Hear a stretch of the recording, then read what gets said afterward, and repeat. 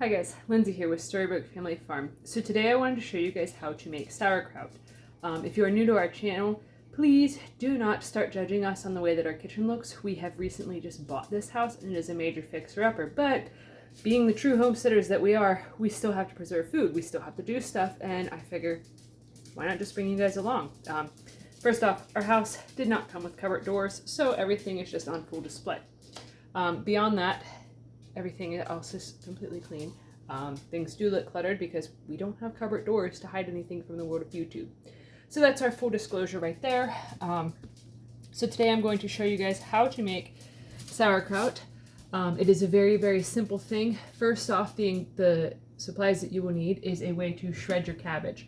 I actually just use a food processor because it makes it so much simpler than trying to use like a mandolin or a cabbage slicer or, you know, one of them like cheese grater type things. You can use those if you do not have a food processor. But if you have a food processor, it makes it a gazillion times easier to do this.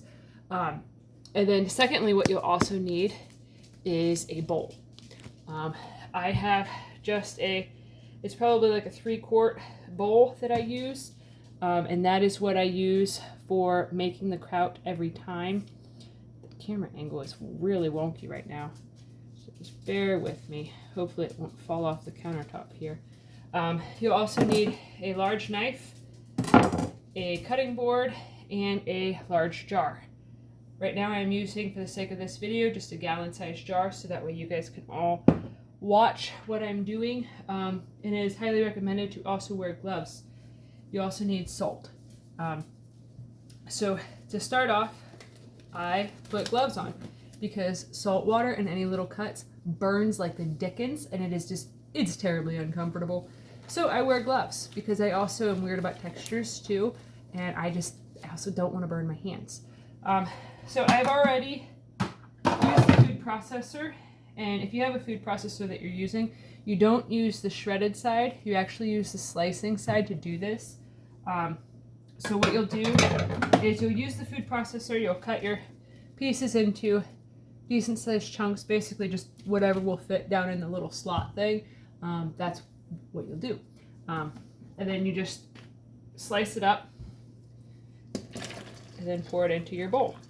You want to make sure that the size bowl that you use corresponds to the food processor container, so then that way you aren't overfilling your bowl, because that's no fun.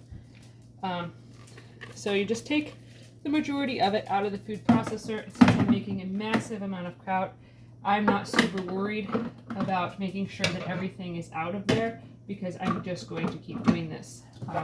When we were at the farmer's market on Saturday, we actually got a really good deal on some cabbage. So we got 9 heads for me to turn into kraut. What you've seen in the gallon jar, that was one of the heads. So a medium sized head is basically what will fill the food processor, and also this size of a bowl.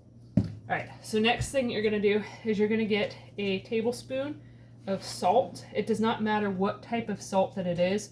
I tend to do a heaping tablespoon, just ever so slightly heaping, and then you are going to just slowly sprinkle it around on your cabbage. And then you will let it set for a moment. The longer that you let it set, the less time you have to spend kneading it. So it does make it a lot simpler. So a lot of times what I will do, if I'm obviously not filming this, is I would then run the rest of this cabbage through the food processor while I'm letting the salt sit on top of this. But because of the fact that the food processor is very noisy, I don't want to deafen you guys on camera. So we are going to talk about how to know if your food is pure. So one of the things that a common misconception is what pure food is and what it looks like. So one of the best ways to know if your food really is pure, besides, you know, claiming that it's organic and blah, blah, blah, blah, blah, is if there's actually damage from bugs. Like cabbage is actually one of those things that it is a crop that it is very difficult to make it look perfect. Anything in the cabbage family, like kale, broccoli, cauliflower, collard greens, cabbage, kohlrabi, you get the picture. It is all stuff that is highly susceptible to pests. With that being said, if you go to the store and you see cabbage that says it's organic and it doesn't have any bug marks on it, doesn't have any dimples on it, any defects or, you know, blemishes on it, chances are, even though it's organic, it was still sprayed to crap and back. Like, it is not anything that is pure. And it's such a weird thing that pure food doesn't look pretty, but yet the pretty food is heavily laden with sprays and pesticides and herbicides and all sorts of sides that you don't need. So it is kind of comical that, you know, the more pure your food is, the uglier it'll be. But that's my spiel on pure food. But this should actually be about ready for me to work it now. So here we go. So this is where you definitely want to wear the gloves. And I'm sorry if this is a really awkward sound for anybody. You can just turn the volume down if you need to. So you want to just basically massage the cabbage, and what this will do is it actually will bruise the cabbage and allow the salt to get into the cabbage, which will then secrete liquid. That liquid will be essentially your brine that will end up covering up the cabbage while it's in the jar, the sauerkraut, as it works on fermenting. You will actually leave the sauerkraut on your counter in a jar that has a lid on it. You don't want to have a tight lid on it because of the fact that anytime that you're fermenting anything, it will release gases. And if you have a very tight lid on it, it can make things go kaboom. Just like if you shake up a pop bottle for long enough, it'll get very, very tight and, you know, then has a tendency to explode whenever you go to open it. It's the same thing with a ferment. So as you are mixing it, there will be water. See that water that's there? That is not any water that I added. That is just the natural juices of the cabbage. And that is the point of the salt and massaging it in, is it will bruise the cabbage and some of the natural moisture content will then be released into the bowl, creating a really nice brine that will preserve the cabbage. So you want to keep mixing it until the bowl is about half as full as it once was, or until there's a massive amount of liquid that surges up whenever you start mashing it. And it is pretty labor intensive. It's kind of a good thing to do if you're having one of those days where you're frustrated, because you can, you know, it's like squeezing a stress ball.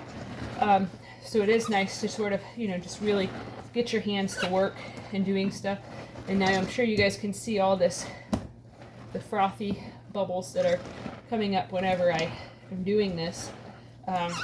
Once that starts happening and it's really, it feels almost like a soup in there, that's when you know that it is done. So then, by the way, I should have warned you, if you're one of those types that wants to have a super neat and orderly kitchen, I highly recommend you don't ever try to make sauerkraut, because cabbage goes flying everywhere. Like, no matter how careful you are, it makes a mess. I actually have 3 small dogs that are standing at my feet right now, waiting in anticipation for me to drop a massive amount of cabbage because they love fruits and vegetables. So it is kind of a messy ordeal, and I also recommend you sanitize your countertop before you do this, so that way any of the cabbage that goes flying, you can then just add it back into your mixture.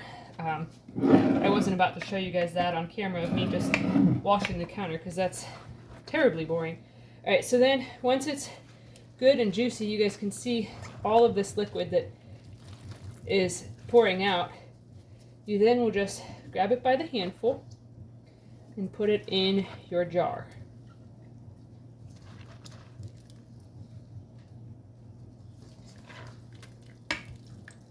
Clearly, there's a lot of juice that comes off into this. And this recipe actually will work for more things than just cabbage. Basically, if you wanted to ferment carrots, you can do it like this. We've done a purple cabbage with carrots in it to make it almost like a sauerkraut coleslaw type of thing. My grandpa had recommended we try making coleslaw with sauerkraut, and we fell in love with it. So then we started doing it with the purple cabbage, white cabbage, and then also carrots. And it is really, really delightful.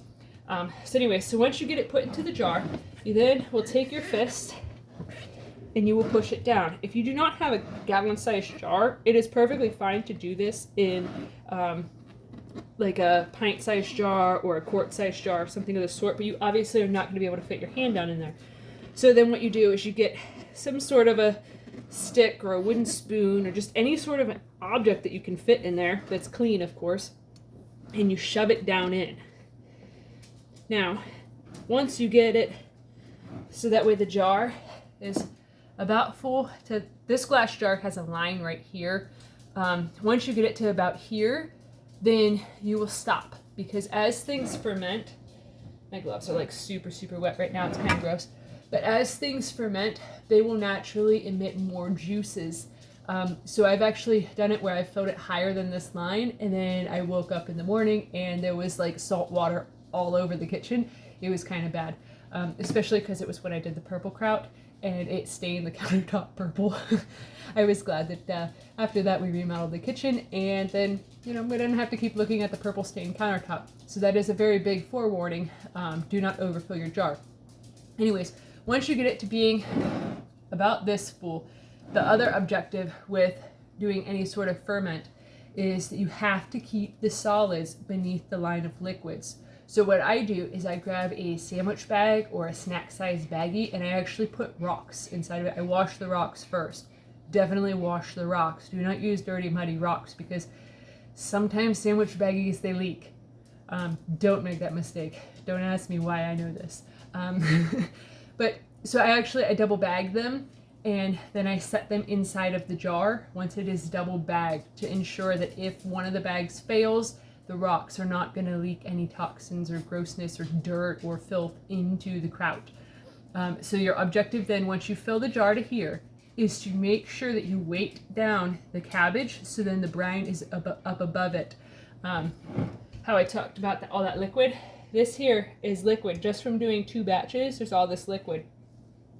So what you can do at the end is, once you are to here and you have it filled up and you put your rocks inside of there, you can then dump some of this extra liquid on top to help ensure that the cabbage stays underneath of the brine.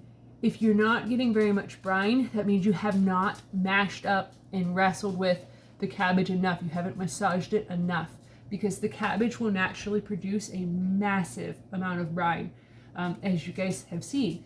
You know, I got probably a cup of liquid inside of this bowl right now, and I didn't add water. Like, this is just adding salt and then the natural fluids that are inside of the cabbage. So if you're not getting enough brine, that simply means you have not mixed it far enough.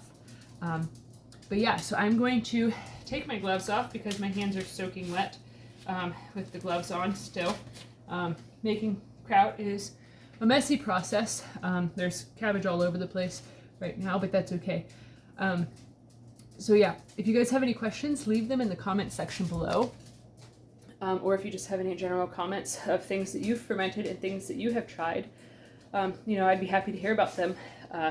So yeah, if you're enjoying this content, please give this video a thumbs up, share it with your friends on social media, and if you haven't already, please subscribe to our channel to help us grow. We would greatly appreciate it. All right, thanks for watching, guys. Have a good one.